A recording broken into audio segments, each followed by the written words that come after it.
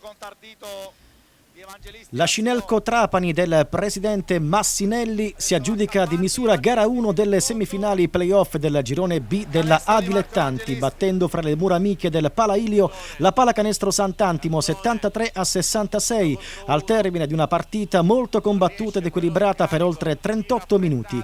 Agli ospiti biancorossi, guidati da coach Scotto, non bastano 4 uomini ben oltre la doppia cifra per espugnare il parquet dei siciliani. Cantone e compagni hanno disputato una buona partita con il 57% da 2 punti e ben 25 palle recuperate. Nel primo quarto di gioco Sant'Antimo conclude avanti 15-18 grazie ai canestri di Gagliardo, Eliantonio, Cantone e Gatti. Trapani insegue con Santa Rossa ed Evangelisti molto attivi, mentre il play Guarino mette dentro 4 liberi consecutivi. Nel secondo quarto l'equilibrio domina e al 16° si è sul 25-25 con le due squadre impegnate a superarsi e Gagliardo, Cantone e Valentini in evidenza per Sant'Antimo. Al 20° il pivot di casa Bisconti con un canestro da fuori permette al Trapani di concludere avanti sul 31-30 la prima parte dell'incontro. Alla ripresa del gioco al 23° Sant'Antimo è avanti sul 34-36, ma la partita continua ad essere molto equilibrata ed avvincente.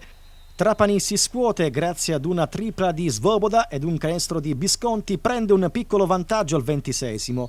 La squadra granata arriva anche più 9 sul 48-39 con una tripla di Evangelisti e una schiacciata di Santa Rossa, ma Sant'Antimo prontamente reagisce con Calabria ed Eliantonio in evidenza, arriva a meno 4 al 30° sul 50-46.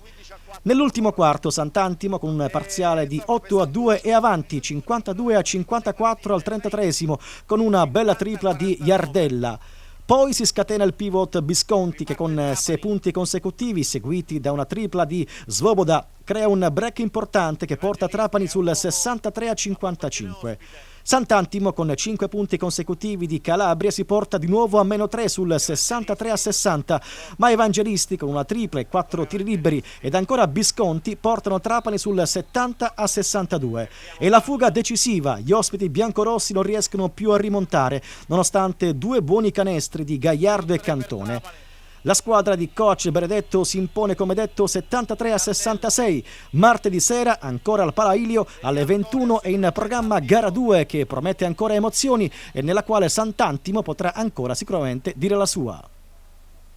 Ha fatto un buon lavoro Tardito.